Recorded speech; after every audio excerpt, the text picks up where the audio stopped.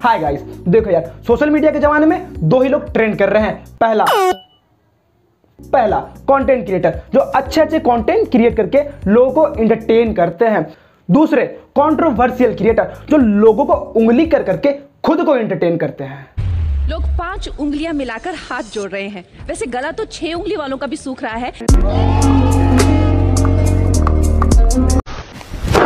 Emotional damage।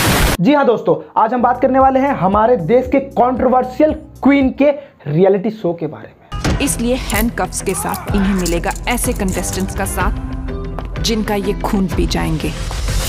अगर ये लोग ऐसे एक दूसरे का खून पीने वाले हैं ना, तो देश की आधी जनता कंकाल बनने को तैयार है। जिसमें पहला नाम रहा नहीं जाता, अश्लील है ये लोंडा। और दोस्तों, एक इंसान को कितना फेंकना चाहिए जितना कि सामने वाला लपेट सके, सामने वाले को लगे कि हाँ ये बंदा सच बोल रहा है। लेकिन इस शो के टीजर में ही कंगना आंटी ने जोश जोश में इतना फेंक दिया है कि इनके फेंकने के अंदाज को देखकर नीरज चोपड़ा ने फेंकने से इनकार कर दिया है। क्या बढ़िया था गुरु। इस दुनिया में 2 टाइप के लोग हैं, एक जो मुझे पसंद करते हैं और दूसरे वो बी ग्रेड स्ट्रगलर्स जो मेरी बुराई करके न्यूज में रहते हैं। भाई साहब, ऐसा काहे लग रहा है कि चाची अपना बात कर रही है? कहा कि न्यूज में तो यही दिखती है, वो भी दूसरा का बुराई करते हुए। ऐसे हेटर्स जिन्होंने मेरी आवाज को दबाने के लिए FIRs किए और नेपोटिज्म का फॉर्मूला लगाया, मेरी लाइफ को एक 24/7 रियलिटी शो बनाकर रख दिया। लेकिन अब मेरी बारी है और मैं ला रही हूँ द बाप of biggest reality shows.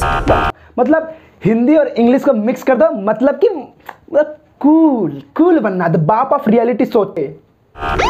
My jail my rules, और मेरी कैद में होंगे 16 कंट्रोवर्शियल सेलिब्रिटीज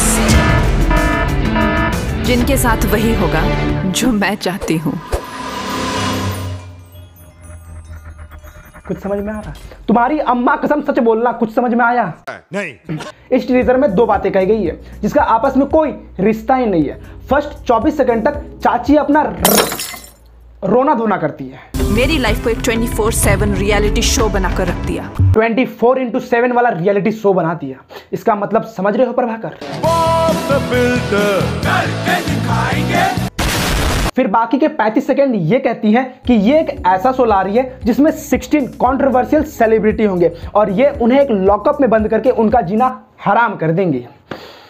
अब वेंचो हमको कोई बताएगा इन दोनों बातों के बीच में क्या संबंध है? मतलब ये तो वही बात हो गई कि आपकी कोई ले रहा है लेकिन आपकी गोदों में उतनी शक्ति नहीं है कि आप उसकी ले सके, तो आप दूसरों की ले रही हैं। फिर की तुम क्या सोच रहे थे बे? 16 कंट्रोवर्शियल सेलिब्रिटी। सेलिब्रिटीज तुम्हारा क्या मतलब है?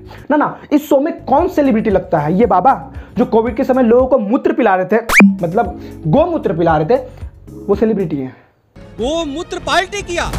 या फिर ये स्प्लिट्स विला से भागा हुआ छपरी शायर जो बात बात पर लोगों को गूगल की शायरियां सुनाता है। हाथ पकड़ ले भी तेरा हो सकता हूँ मैं, भीड़ बहुत है इस मेले में खो सकता हूँ मैं, पीछे छूटे साथी मुझको याद आते हैं वरना इस दौड़ में सबसे आगे हो सकता हूँ मैं, और एक मासूम सा बच्चा मुझ में अब तक जिंदा है, छोटी छोटी बातों पर भी रो सकता हूँ। गजब टूबीबाज आदमी। या फिर ये अंजलि दीदी जो काचा बादाम पर नृत्य के नाम पर नितंब नाच करती है, ये सेलिब्रिटी है तुम्हारे? तब तो इस हिसाब से थारा भाई जोगिंदर, माई के ससुरा लग जाएगा, थारा भाई जोगिंदर जोगिंदर, इस हिसाब से तो थारा भाई जोगिंदर तुम्हारे लिए सुपरस्टार होगा ना। लेकिन सच्ची में यार दिल से बुरा लगता है। दिल यहाँ होता है लेकिन यहाँ किडनी से बुरा लगता है कि थारा भाई जोगिंदर जिसकी इस शो को सबसे ज्यादा जरूरत थी, इन लोगों ने उसे ही नहीं लिया। कमेंट में डालो #जस्टिस फॉर जोगिंदर। और इन लोगों ने बड़ी शातिरता से बिग बॉस के 5 कंटेस्टेंट के साथ उनका कॉन्सेप्ट भी ढांप लिया है और इन सभी नमूनों को उठाकर एक सस्ते से स्क्विड गेम के सेटअप में डाल दिया और बोल दिया ये एक यूनिक शो है। लेकिन इसका काम बस इतना ही है कि ये लड़ेंगे और TRP बढ़ेगी। लड़ो और इस शो को देखते समय तुम्हारी अंतरात्मा चीख कर तुमसे बोलेगी कि ये तो बिग बॉस। तभी कंगना दीदी बोल पड़ेगी, कोई आपके भाई का घर नहीं है। चलो मानते हैं कि भाई का घर ये नहीं है, और ये भी मानते हैं कि भाई का घर नहीं चिड़ियाघर है, जहां इंसान नहीं इंसान के नाम पर जानवर निवास करते हैं और वो दिन भर कुत्ते की तरह लड़ते रहते हैं। लेकिन फिर भी भाई का घर आपके लॉकअप से लाख गुना अच्छा है। कम से कम भाई के घर पर कोई भाई को धोबी पछाड़ की धमकी तो नहीं देता ना। भाई थोड़ी सी दूर रहिए मेरे तक, नहीं तो धोबी पछाड़ लगाते हुए देर नहीं लगेगी। ये दिन देखने से पहले राजू तलवार मर क्यों नहीं जाता है? अपनी ही जेल में अपनी ही इज्जत नहीं है, अब फालतू में फोकट खाते रहती है। माई जेल माई रूल घंटा बट का गुंडा बनेगा रे, सॉरी का जेलर बनेगा रे, साले कुत्तों की जिंदगी। और इस शो को कूल बनाने के लिए एक टैगलाइन भी यूज किया गया है, दिस बैडएस जेल, जहां होगा अत्याचारी खेल। बैडएस जेल, अगर इसका हिंदी में अर्थ समझो तो बुरा, नहीं बहुत ज्यादा बुरा। मतलब एक ऐसा जेल, मतलब तिहाड़ जेल को भी फेल करने वाला जेल, जहां जाने का नाम सुनते ही कैदी की गांड फट जाए। अर्थ तो यही होना चाहिए, लेकिन इन लोगों ने इसके इस अर्थ के साथ भी सुहागरात मना लिया, क्योंकि ये जेल इतना खतरनाक है कि यहाँ तुम्हें जो खाने के लिए मिलेगा वो सारे ब्रांडेड प्रोडक्ट्स होंगे, और सोने के लिए मखमली बेड मिलेगा, हगने के लिए आलीशान बाथरूम मिलेगा, और जिस बर्तन में तुम खाओगे वो बर्तन भी 5 स्टार के होटल वाले होंगे। और ये सब करके भी अगर तुम्हारे पास टाइम बच जाता है, तुम वेले बच जाते हो, तो तुम पकड़म पकड़ाई भी खेल सकते हो। इतना बड़ा कैंपस है इसका। लेकिन ये फिर भी रो रहे हैं। जानते हो क्यों? क्योंकि इन्हें इनकी महत्वपूर्ण दिनचर्या में लगने वाले महत्वपूर्ण सामग्री इन्हें नहीं दी जा रही है। और जानते हो वो सामग्री क्या है? फाउंडेशन, मेकअप, चड्डी, अंडरवियर, चड्डी, धूप, पनीर के पकौड़े। अरे बहन के लॉकअप शब्द की इज्जत कर लो, तुम लॉकअप जेल में आए हो, बाप के होटल में नहीं, लेकिन फिर भी तुम्हें यहाँ बाप के होटल से ज्यादा वैरायटीज मिल रही है खाने के लिए। फिर भी मतलब क्या बोलूं, कुछ नहीं है। नेक्स्ट, अत्याचारी खेल। बैडेस्ट जेल के बारे में तो आप लोग जान ही गए। अब बात करते हैं अत्याचारी खेल के बारे में।